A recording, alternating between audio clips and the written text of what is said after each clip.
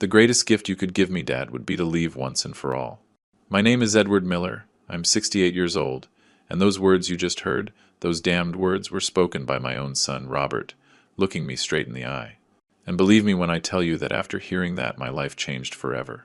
Listen to this story all the way to the end, because what you're about to hear will make you question everything about family, sacrifice, and justice. And afterward, you tell me, what would you have done in my place? And also tell me what city you're listening from, okay? Share this story with anyone who needs to hear it, because there are lessons here that hurt, but that we all should learn. Let me start from the beginning, so you understand how we got to that moment, so you understand who I am, and more importantly, so you understand everything I did for that boy who said such a barbaric thing to me. I was born right here in Chicago, in a humble family from a tough neighborhood on the South Side. My dad was a carpenter. My mom washed other people's clothes to make a few extra dollars. There were 5 of us kids, and I was the youngest. As long as I can remember, I knew what it was like to not have. Not having money for school shoes, not having money for medicine when someone got sick, not having those little things that other kids took for granted. But you know what? That poverty taught me something that many rich people never learn: the value of hard work and the meaning of the word sacrifice.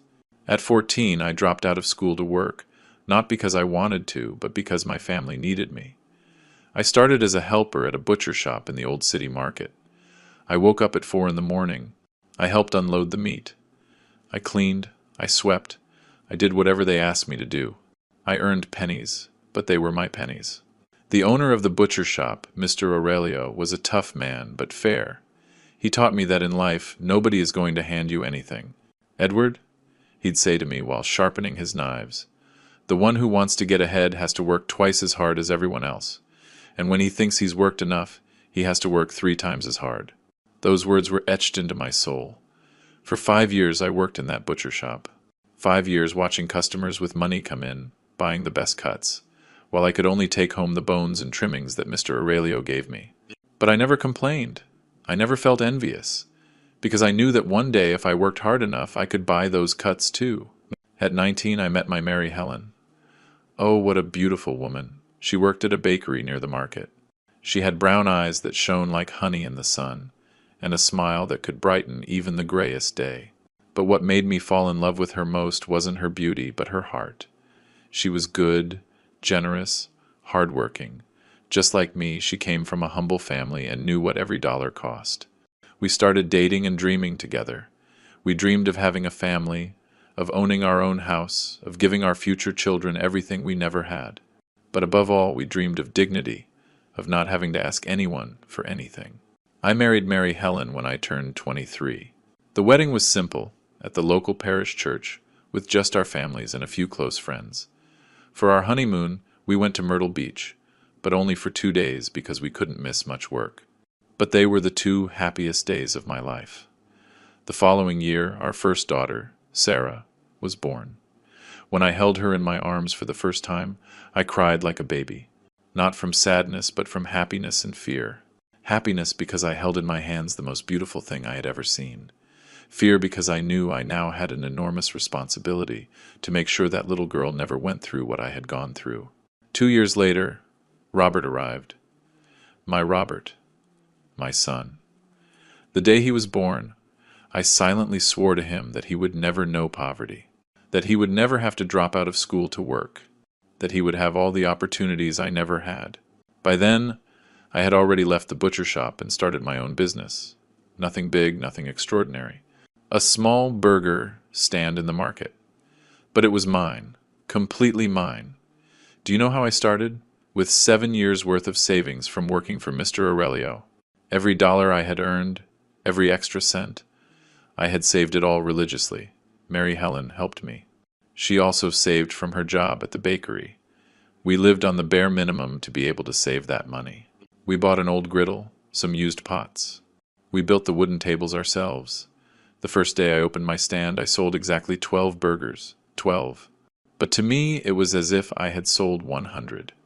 The first few years were hard, very hard.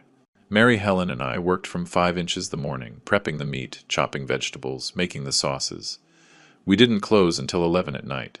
The kids stayed with my mother-in-law during the day, and we only saw them when we got home, already tired and smelling like grease and onions. But little by little, the business started to grow. People began to know Edward's Burgers. My signature double cheeseburger became famous in the market, then in the neighborhood, then in that whole part of the city. By the third year, I was able to hire my first employee. By the fifth year, I opened a second stand in another market. By the time Robert turned 10, I already had 3 stands and was saving to open my first formal restaurant. During all that time, my children never lacked anything. Robert and Sarah went to the best private school I could afford. They had new clothes, toys, everything they asked for. When Robert wanted a bicycle, I worked double shifts until I had the money. When Sarah wanted piano lessons, I sold my watch to pay the monthly fees. And you know what? Never, not once, did I throw a single dollar I spent on them in their faces. Because for me, giving them everything was my obligation as a dad. It was my way of showing them that I loved them more than my own life. Robert was a smart kid, very smart. From a young age, he was good with numbers, computers, all that technology stuff. I didn't understand any of it, but I saw that my son had a special gift. And that's why I decided he was going to college, no matter what it cost.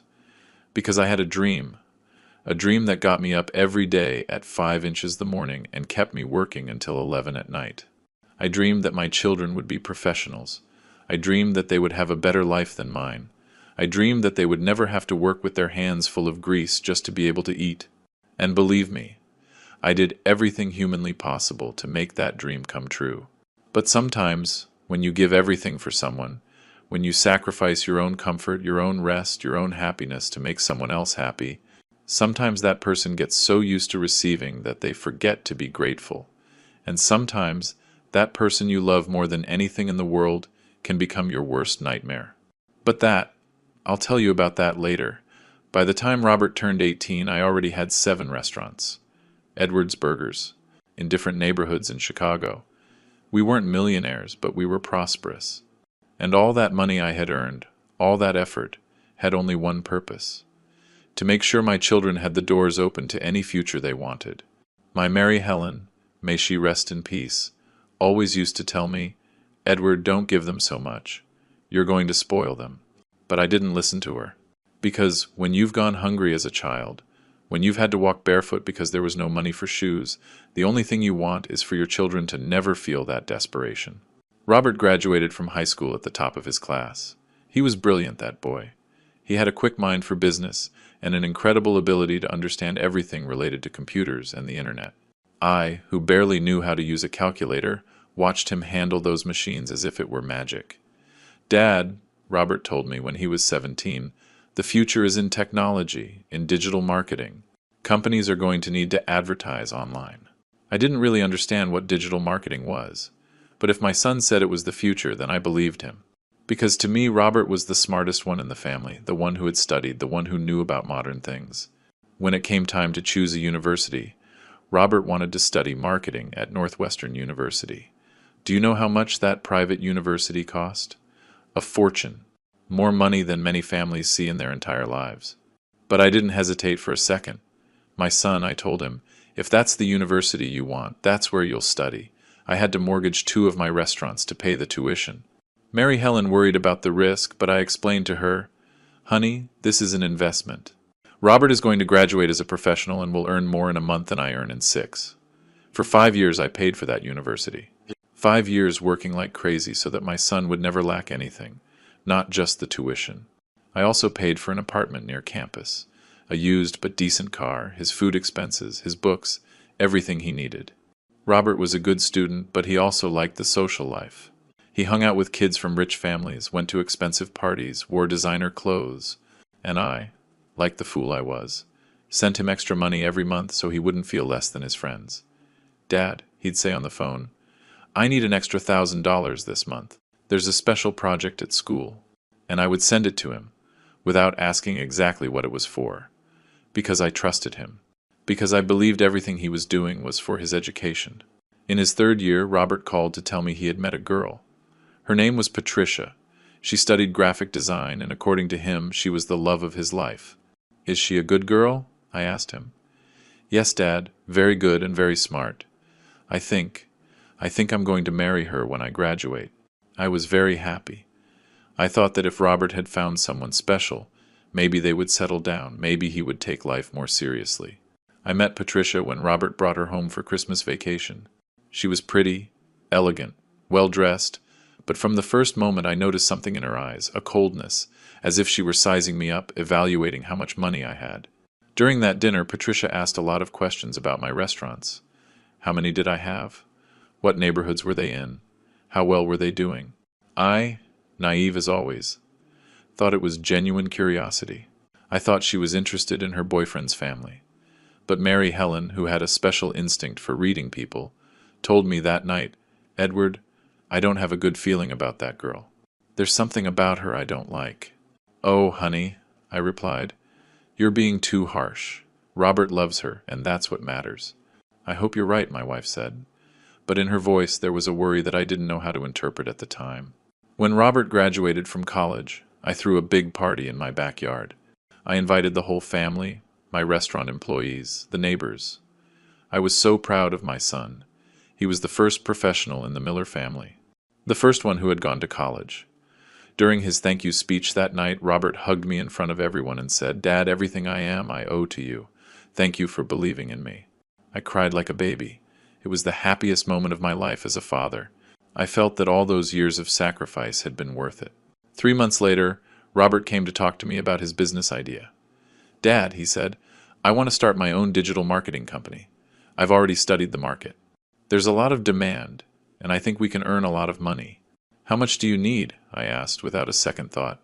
"To start properly, to rent a decent office, buy computers, hire employees, I need about $500,000. $500,000. It was a lot of money, more than I had in cash. But Robert was my most important investment. He was my future.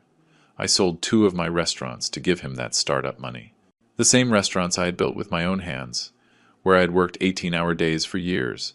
I sold them without hesitation. "Son," I told him when I handed him the check, "this money represents 20 years of my life. Use it well." "Don't worry, Dad. In 2 years, I'll pay you back double." Robert opened his company, Digital Miller, in a nice office in Lincoln Park. He hired designers, programmers, secretaries. Everything looked very professional, very modern. The first few months were tough, as is normal for any new business. But then, clients started coming in. Companies that wanted websites, social media advertising, digital campaigns. Robert was good at what he did, I have to admit.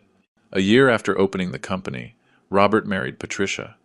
I paid for the entire wedding. It was in a beautiful church in Old Town, with a live band, a banquet for 200 people, a honeymoon in Europe. I spent over $500,000 on that wedding. "He's my only son," I explained to Mary Helen when she worried about the expense. "He only gets married once." As a wedding gift, I bought them a house, a beautiful house in Lincoln Park, near Robert's office. 3 bedrooms, 2 bathrooms, a yard, a 2-car garage. The house of my dreams when I was young. Patricia cried with joy when I gave them the keys. Robert hugged me and said, "Dad, you're the best dad in the world." At that moment, I was the happiest man on the planet. But you know the funny thing about happiness? Sometimes, when you think you have it all, when you think you've done everything right, life has a surprise waiting for you. A surprise that will hurt you more than you ever imagined. The first 2 years after Robert got married were the most beautiful of my life as a grandfather. Yes, because a year and a half after they married, Patricia got pregnant. When Robert gave me the news, I cried with joy. I was going to be a grandfather. My family name was going to continue. "What are you going to name him?" I asked excitedly. "If it's a boy, Matthew," Robert replied. "Like his great-grandfather?" Matthew had been my father, the humble carpenter who died when I was 20. The fact that Robert wanted to name his son after my dad moved me so much that I couldn't speak for several minutes. During Patricia's pregnancy, I became the most attentive father-in-law in the world. I brought her food from my restaurants. I took her to the doctor when Robert couldn't. I bought her anything she craved. Mary Helen scolded me. "Edward, you're spoiling them too much." But I couldn't help it. It was my first grandchild. When Matthew was born, it was like reliving Robert's birth. That tiny, wrinkled baby, with his dad's eyes and his mom's pert nose. I spent hours watching him sleep in the hospital, silently promising him that I would be the most present grandfather in history. and I kept that promise. During Matthew's first few years, I was there for everything. If Patricia needed someone to watch the baby, I closed the restaurant early and rushed over. If Matthew got sick, I paid for the best private doctors. When he turned 3, I bought him a tricycle that cost more than what many families spend on food in a month.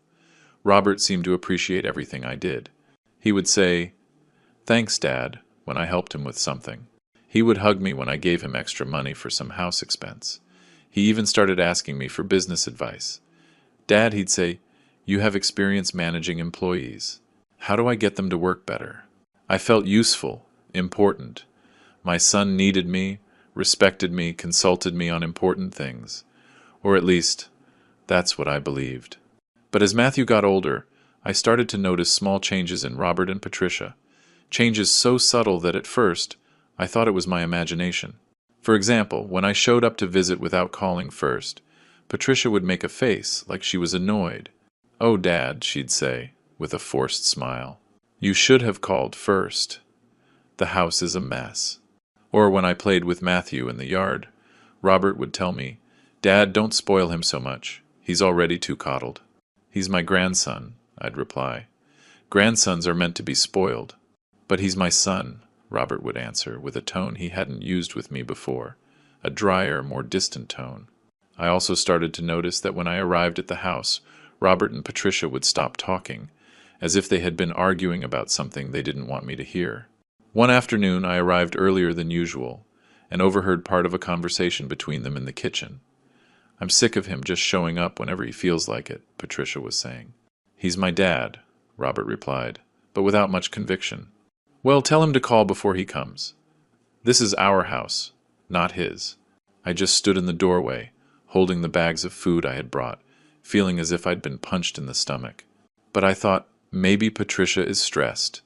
Women can be difficult sometimes after childbirth. However, the comments continued, and they got worse. "Dad," Patricia would say when I gave her extra money for Matthew's expenses, "it's not necessary for you to help us so much anymore. Robert is earning good money with his company." "It's my pleasure to help," I'd reply. "That's what family is for." "But we want to be independent," she insisted, looking at Robert as if expecting him to back her up. Robert just stayed silent, and his silence hurt me more than any words. Then they started with comments about my clothes, my way of speaking, my manners. "Grandpa," Matthew said to me one day while we were playing, "Mommy says you talk like a hick." I laughed so I wouldn't cry. "And what's wrong with talking like a hick, son?" "I don't know," the boy replied, with that innocence only children have. "Mommy says it's embarrassing." Embarrassing. I, who had worked 40 years to give them everything they had, was embarrassing to them. But what hurt the most was when they started forgetting to invite me to important things. They celebrated Matthew's 4th birthday without telling me. I found out by chance when I went to visit and saw the balloons and leftover cake. "Why didn't you tell me it was Matthew's party?" I asked, trying not to sound hurt. "Oh, Dad," Patricia replied. "It was just a tiny thing, just the 3 of us. We didn't think it was worth bothering you." But I saw the pictures on her phone. It hadn't been just the 3 of them. Patricia's parents were there, some friends, other children. Everyone but me. When Robert started making more money with his company, things got worse. He no longer needed me to lend him money for emergencies. He no longer asked for my business advice. He no longer said thanks, Dad, when I helped him with something. Instead, he started making comments about how outdated my work methods were. "Dad," he'd say when I told him something about my restaurants, "you still run things so old school. You should modernize. Use technology." "Son," I'd reply, "these old school methods have put food on the table for 40 years. But times are changing, Dad. You can't work like it's the 80 seconds anymore." Like it's the 80 seconds? As if all my work was obsolete, as if all my effort was a thing of the past. And Patricia? Oh, Patricia got much worse. She didn't even pretend to like me anymore. When I arrived at the house, she would grab Matthew and take him to his room. "Matthew has homework," she'd say. Or, "Matthew needs to rest." Always some excuse so I couldn't be with my grandson. One day, when Matthew was 5, he asked me himself, "Grandpa, why does Mommy get mad when you come to visit?" That question broke my heart. My own grandson had noticed his mother's hostility towards me. "She doesn't get mad, son," I lied. She's just tired. But Matthew was a smart kid. Yes, she does get mad, Grandpa. And sometimes I hear her talking to Dad about you when they think I'm asleep. What could I say to him? That his mother hated me? That his father no longer defended me? That the family I had sacrificed my whole life for was slowly throwing me in the trash? Mary Helen, who was already sick by then, would tell me, "Edward, open your eyes. Those two are disrespecting you." "Don't exaggerate, honey," I'd reply. "These are normal family things." But deep down, I knew my wife was right. I knew something had broken between Robert and me, something that maybe couldn't be fixed. The problem was, I didn't want to accept it. I didn't want to accept that the son I had given everything for, the boy I had carried in my arms, the one I had taught to ride a bike, the one I had sold my restaurants for. I didn't want to accept that this son no longer wanted me in his life. But the truth has a cruel way of revealing itself, and sometimes it arrives in the most painful way possible. When Mary Helen died, I lost more than my wife. I lost the only person who defended me, who understood me, who saw things as they really were. Cancer took her in 6 months. 6 terrible months where I divided my time between caring for her in the hospital and keeping my restaurants running. Robert? Robert came to the hospital a few times during those 6 months. A few. Patricia almost never showed up. "She's very busy with Matthew," Robert would explain when I asked why his wife didn't come to see her dying mother-in-law. The day Mary Helen died, I was alone with her, holding her hand as she slowly slipped away. Robert arrived 2 hours after she passed, when it was all over. "I'm sorry, Dad," he said. "I had an important meeting with a client. I couldn't cancel it." A meeting. More important than saying goodbye to the woman who had loved him like a son since he was 20. During the funeral, Patricia kept her distance from me. She didn't even say, "I'm sorry for your loss," or, "Mary Helen was a great woman." Nothing. She stood in a corner, checking her phone as if she were anywhere but at my wife's funeral. After the burial, when everyone had left, I stood by Mary Helen's grave, feeling more alone than I had ever felt in my entire life. "You see, honey," I said to her headstone, "you were right about Patricia, and maybe about Robert, too. The months that followed were the darkest of my life. Without Mary Helen, the house felt empty, silent. I'd come home from work, and there was no one waiting for me. No one to ask me how my day was. No one to talk to while I ate dinner. I thought that Robert, seeing his dad going through such a hard time, would get closer to me. I thought maybe Patricia would understand that I needed to be near my family, especially my grandson. But it was the exact opposite. "Dad," Robert said to me one afternoon when I went to visit, "I think it would be good for you to find an activity, something to keep you busy." "What kind of activity?" I asked. "I don't know, maybe a club for people your age or some classes. There are lots of things for seniors." Seniors. As if I were a nuisance that needed to be entertained somewhere. "Robert," I said, "the only thing I want is to be near my family, near you, near Matthew, after losing your mom." "Dad," he interrupted, "we have our own lives, our own routines. Patricia works from home now, I have the company, Matthew has school. We can't be looking after you all the time. Looking after me. As if I were a burden, as if asking for a little company was asking too much." Patricia, who had been listening from the kitchen, approached with that fake smile I knew so well. "Dad," she said, "what Robert is trying to tell you is that you need to make your own life become emotionally independent from us." Emotionally independent. Those were her exact words. As if wanting to be with my only son and my only grandson after my wife's death was an illness. "I'm not asking you to support me," I said, feeling humiliated. I just want to be part of the family."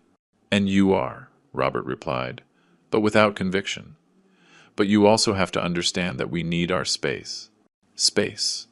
They always talked about space, as if my presence was toxic. From that day on, they started setting rules. Rules for visiting me. "Dad," Robert said on the phone, "from now on, how about you call before coming over, just to make sure it's a good time? Call ahead, to visit my own family, as if I were a salesman knocking on doors." But I agreed, because I still had hope that things would get better, because I still believed that Robert, deep down, loved me. The visits became less frequent and more awkward. When I called to ask if I could come see them, they always had an excuse. "Today's not good, Dad. Patricia sa migraine." "Today's not good, Dad. Matthew has a lot of homework." "Today's not good, Dad. We're going out with friends." And when they finally gave me permission to go, The tension in the house was so thick you could cut it with a knife. Patricia would lock herself in her room or go run errands. Robert would constantly check his phone, as if waiting for an urgent call to give him an excuse to end my visit. And Matthew? My poor Matthew started acting differently around me. "Grandpa," he said one day, "why does Mommy always come when Mom doesn't want you to?" That question shattered my soul. My 6-year-old grandson had picked up on his mother's hostility toward me. He had learned that my presence was a source of conflict in his home. "Who told you that, son?" I asked him. "Nobody told me," he replied with the brutal honesty of children. "But I hear Mommy and Daddy talking in their room. Mommy says you come over too much." Too much? When for months I had only been going to their house once a week. Once a week to see my only family. But what hurt the most was realizing that Robert never defended me. He never told Patricia, "He's my dad, he has the right to come over when he wants." He never explained to Matthew, "Your grandpa loves us very much. That's why he visits."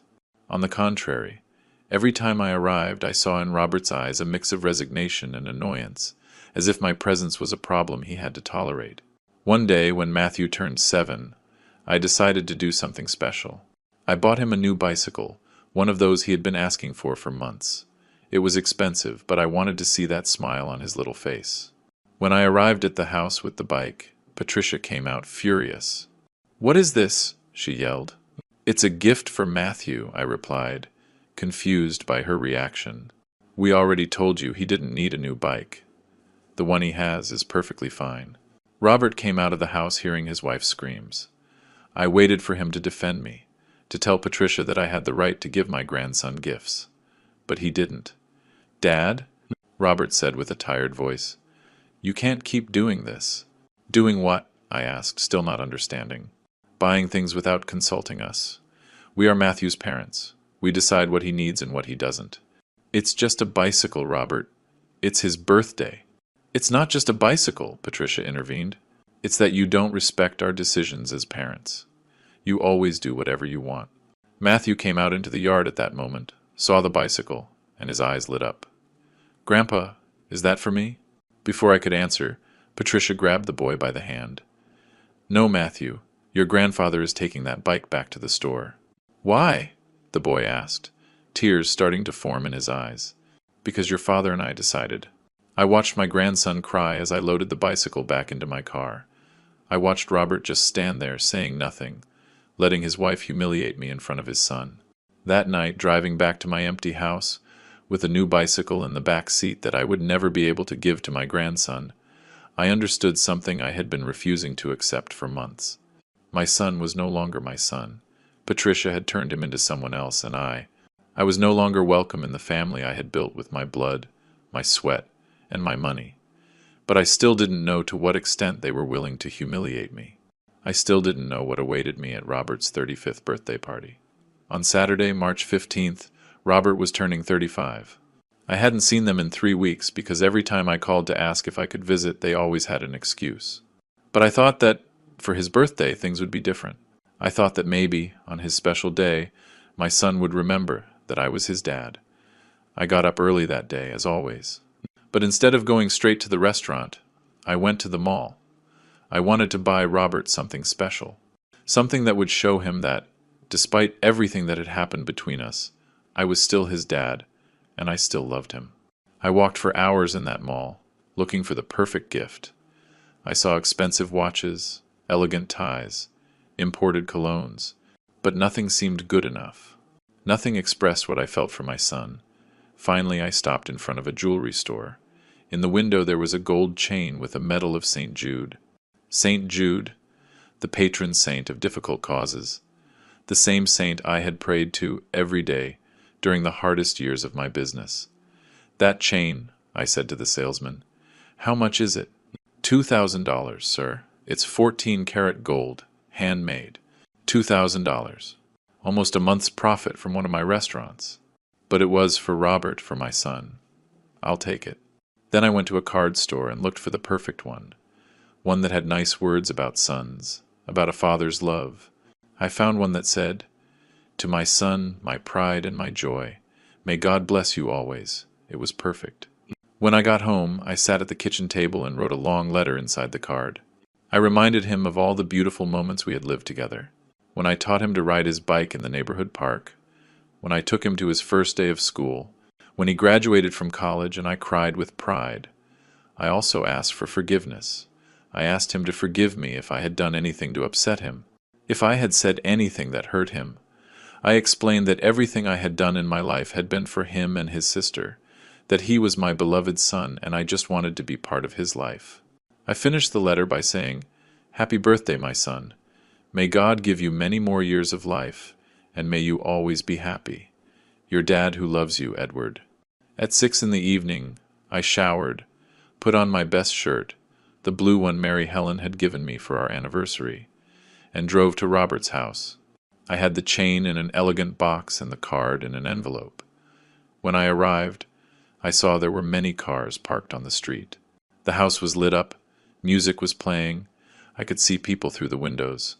Robert had thrown a big party for his birthday, a party I had not been invited to. I stood outside my car for several minutes, looking at that house that I had bought, full of people I didn't know, celebrating my son who no longer wanted me there. For a moment I thought about leaving, about going back to my house, leaving the gift on the table and saying nothing, but then I remembered my dad's words. "Edward, a man never runs from his problems. A man faces them with dignity." I took a deep breath, grabbed the gift, and walked to the front door. I rang the doorbell and waited. Inside, I could hear laughter, music, the sound of people having a good time. Finally, Patricia opened the door.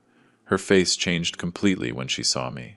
The smile vanished instantly, and her eyes filled with annoyance. "Dad!" she said, without inviting me in. "What are you doing here?" "I came to wish Robert a happy birthday," I replied, showing her the gift. "I'm his dad." Patricia stood in the doorway, blocking my entry. Over her shoulder, I could see all the people inside. There were at least 50 people, friends, colleagues, neighbors, all celebrating my son. "Did Robert know you were coming?" Patricia asked. "No," I admitted. "I wanted to surprise him." Patricia sighed, as if my presence was the worst problem in the world. "Wait here," she said. "I'll go get Robert." She went inside, leaving me standing on the porch like a salesman, waiting for someone to buy something. Through the open door, I could see Matthew playing with other children in the living room. My grandson looked happy, running and laughing with his friends. Several minutes later, Robert appeared at the door. He was dressed elegantly, with an expensive shirt and dress pants. He looked prosperous, successful. He looked like the man I had always dreamed he would become. "Dad?" he said, but not with joy. His voice sounded tired, resigned. "What are you doing here?" "I came to congratulate you, son," I replied, trying to sound cheerful. "It's your birthday." Robert looked back inside, where all his guests were, and then looked at me. "Dad, this is a party with my friends, people from work. It's not the kind of event for—" He didn't finish the sentence, but I understood perfectly. It wasn't the kind of event for people like me. For an old hick who talked differently, who dressed differently, who didn't fit into his new, elegant world. "I just came to give you your gift," I said, holding out the box, "and to wish you a happy birthday." Robert took the box, but he didn't open it. He held it in his hands as if it were something that made him uncomfortable. "Thanks, Dad," he said, "but this really isn't a good time. I have guests and—" "I understand," I said, even though I didn't understand it all. I didn't understand how my own son could treat me like a stranger. I just wanted to tell you that I love you, son, and that I'm proud of you." Robert looked down. For a moment, I thought maybe he would change his mind, that maybe he would invite me in, introduce me to his friends as his dad. But he didn't. "Dad," he said without looking me in the eye, "I need you to understand that we're not the same as before. I have my life, you have yours, and maybe it's better this way." Those words hurt me more than any physical blow. My son was telling me he no longer wanted us to be family. "Robert," I said, my voice breaking, "I know things have been difficult between us, but I'm your dad. That will never change." "I know," he replied, "but being a dad doesn't mean you have to be involved in everything I do. I'm an adult now. I have my own family." His own family. As if I were no longer part of it. At that moment, one of his friends came up from behind. "Hey, Robert!" the guy shouted, clearly half drunk. "Who's this? Why doesn't he come into the party?" Robert tensed up. I saw his face fill with panic, as if he'd been caught doing something shameful. He's a neighbor, he told his friend. He just came by to say hello. A neighbor. His own father was just a neighbor. The friend looked me up and down, noticed my simple shirt, my old shoes, my tired face of a man who has worked with his hands his whole life. "Oh, okay," the guy said. "And he's not coming in?" I looked at Robert, waiting for him to say, "Yes, of course he can come in. He's my dad." Waiting for him to defend me, to include me, to treat me with the respect I deserved. But Robert just stayed silent. "No," I told the friend, with all the dignity I had left. I was just leaving. I gave Robert a quick hug, a hug he didn't return, and walked back to my car. But as I was about to get in, I heard someone shout my name. "Mr. Miller! Mr. Miller!" It was Matthew. My grandson had run out of the house and was coming toward me. "Grandpa," he said, hugging my legs, "why aren't you coming to the party? There's cake and music and—" Before I could answer, Patricia came running out after him. "Matthew," she yelled, "get back here immediately." "But, Mom, it's my grandpa. I want him to come to the party." Patricia reached us and grabbed Matthew by the hand, yanking him toward the house. "Your grandfather has to go," she told him. "He has things to do." "What things?" Matthew asked with that innocent curiosity of children. Patricia looked at me with pure hatred before answering. "Grown-up things, Matthew. You wouldn't understand." I watched my grandson being dragged back into the house. I watched him look back at me with confusion and sadness, and something broke inside me. It wasn't fair. None of this was fair. I got in my car and drove home, feeling an emptiness in my chest I had never felt before. Not even when Mary Helen died had I felt so alone, so rejected, so useless. That night, sitting in my empty kitchen, I opened a beer and tried to understand what I had done wrong. At what point had I lost my son? When had I stopped being his dad and become a burden? I checked my phone, hoping for maybe a text from Robert thanking me for the gift, apologizing for what had happened. But there was nothing. I went to bed that night feeling like the biggest failure in the world. I had built an empire of restaurants. I had educated my children. I had been a good husband, a good father, but none of that mattered anymore. The only thing that mattered was that my son had closed the door to his life on me, and I didn't know if he would ever open it again. 3 days after Robert's birthday, my phone rang. It was him. "Dad," he said, and for the first time in months his voice sounded different, less cold. "Could you come to the house this evening? We need to talk." My heart filled with hope. Maybe Robert had reflected on what happened at his party. Maybe he realized he had treated me badly. Maybe he wanted to apologize. "Of course, son," I replied immediately. "What time?" "Around 7 after Matthew goes to bed." I arrived at 7 on the DOT.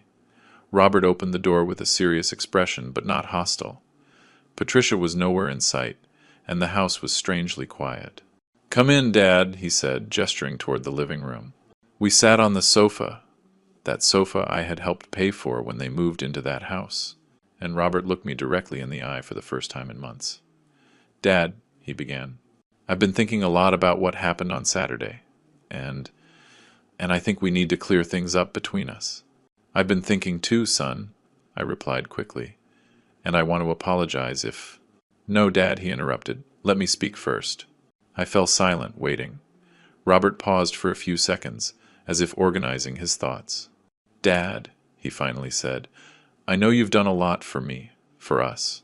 College, the company, this house, everything. And I appreciate it, I really do." I felt my chest lighten. Finally, my son was going to acknowledge everything I had done for him. "But, Dad," he continued, "you also have to understand that I'm not the kid you raised anymore. I'm a grown man, with my own family, my own dreams, my own way of seeing life." "I understand that, son," I said. "I just want to be part of that life." Robert sighed deeply. "And that's the problem, Dad. You want to be part of everything. You want to have an opinion on how we raise Matthew. You want to come over whenever you feel like it. You want to buy things without consulting us. And that can't continue." I started to feel that the conversation was not going where I expected. "Robert," I said, "I only want what's best for you. I've always wanted what's best for you." "I know, Dad, but what you think is best for us isn't always what we want." "What do you want then?" I asked, feeling the hope drain from my chest. Robert got up from the sofa and walked to the window. He stood there, his back to me, for several minutes. "We want space," he finally said, without turning around. "We want. I already imagined the answer. Robert turned around and looked at me with an expression I had never seen on his face, a mix of determination and pity.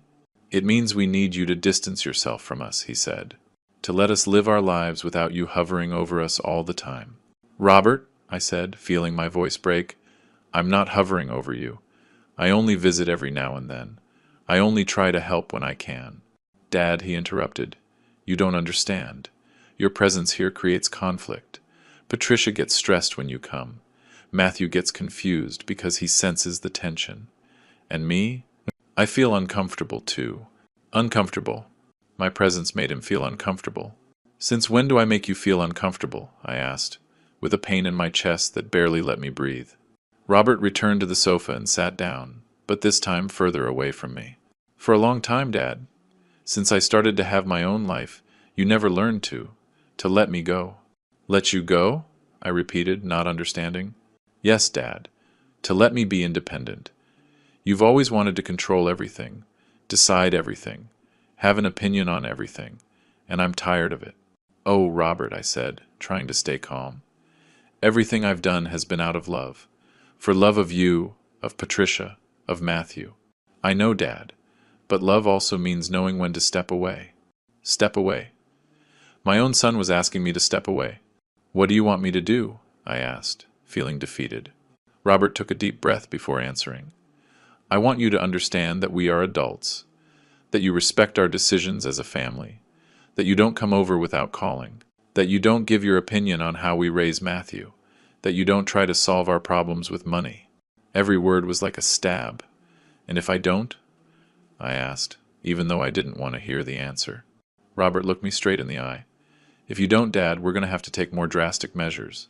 Like what? Like cutting off communication completely. There it was, the final threat. Either I did what he asked, or I would lose my family forever. I stayed silent for several minutes, processing everything my son had just said to me.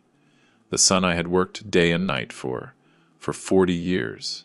The son for whom I had sacrificed my comfort, my time, my money. The son I had loved more than my own life. All right, I finally said. If that's what you want, I'll do it. Robert seemed relieved. Thank you, Dad. I knew you would understand. I got up from the sofa feeling like a 100-year-old man. Just one more thing, I said before leaving. Can I still see Matthew every now and then? Robert hesitated before answering. Yes, but in moderation, and always coordinating with us first. Coordinating. To see my own grandson. I walked to the door feeling more humiliated than I had ever felt in my entire life. But as I was about to leave, Robert stopped me. Dad, he said, I want you to know this isn't easy for me either, but it's necessary. I turned to look at him one last time. You know what the saddest part of all this is, Robert? I said. What? That I would have given my life to see you happy. And in the end, for you to be happy, I have to disappear from your life. Robert looked down and said nothing. I left that house feeling as if I had just lost my son forever. As if the Robert I had raised had died and been replaced by this cold man who saw me as a problem to be solved. That night, sitting in my empty kitchen, I made a decision. If my son wanted space, I was going to give him all the space in the world. If my son wanted independence, I was going to show him what independence really meant. Because it turns out, Robert had forgotten something very important. He had forgotten that everything he had, his house, his company, his comfortable lifestyle, depended on me. And if he could change the rules of the game, so could I. What Robert didn't know was that I had also been making decisions. Decisions that were going to change his life forever. For the next 2 weeks, I did exactly what Robert had asked. I stayed away. I didn't call. I didn't go to visit. I didn't try to see Matthew. I became the invisible dad my son wanted me to be. But I didn't spend those 2 weeks crying in my house feeling sorry for myself. No. I dedicated those 2 weeks to doing something I should have done a long time ago. Reviewing all the documents, all the contracts, all the debts Robert had with me. And what I discovered left me cold. The house they lived in. The mortgage loan was in my name, with Robert as a beneficiary. But I was the one listed as the owner on the public record. I had paid the down payment. I had paid the monthly payments for the first 3 years. Robert had only started paying 2 years ago, and he had already been late several times. The digital marketing company. The $500,000 I had given him to start the business was never registered as a loan. On paper, I was listed as a capital partner with the right to 40% of the profits. But Robert had never paid me a single dollar of those profits. He had never consulted me on important decisions. He had never shown me the financial statements. The cars. Robert's car and Patricia's SUV were financed with me as the cosigner. If they stopped paying, I would be responsible for the debts. The credit cards. For years I had been the guarantor for Robert's credit cards. Cards he used freely, knowing that if he didn't pay, I would have to. In total, Robert owed me over $2 million. $2 million he had spent building his perfect life, his comfortable lifestyle, his happy family, and never, not once, had he mentioned paying me back. But there was something else, something Robert didn't know.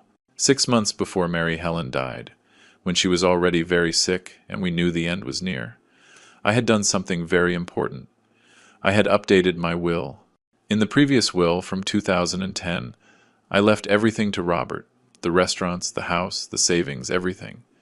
I thought he would take care of his sister Sarah, that he would honor his mother's memory, that he would use that money for good. But in the new will, which I had signed in October of last year, things were very different. Robert would now only receive 20% of my inheritance. The rest was divided between Sarah, some charities, and an educational trust for Matthew that Robert couldn't touch until the boy turned 21. Why had I done that? Because Mary Helen in her final days had made me see the truth. Edward, she had told me from her hospital bed, our son is not the boy we raised anymore. He has become selfish, comfortable, ungrateful. If you leave him everything, he will waste it. And what's worse, he will never value the sacrifice you made to give him that wealth. At first, I didn't listen to her. I thought it was the illness, the pain, the medications that made her talk about Robert like that. But later, seeing how he treated me, how he rejected me, how he made me feel like a burden in his perfect life, I understood that my wife was right. Robert had gotten so used to receiving that he had forgotten to be grateful. He had forgotten that everything he had, he owed to me. He had forgotten where he came from and who had paid to get him where he was. But I hadn't forgotten. And if my son wanted independence, if he wanted me to disappear from his life, then I was going to give him exactly what he asked for. That afternoon, after reviewing all the documents for hours, I picked up the phone and dialed my lawyer's number. "Mr. Hernandez," I said when he answered, "I need you to come to my house tomorrow morning. I have to make some very important legal changes. Tag. What kind of changes, Mr. Miller? The kind of changes that are going to teach my son what it truly means to be independent." That night, before going to bed, I stood in front of my bedroom mirror and took a good look at myself.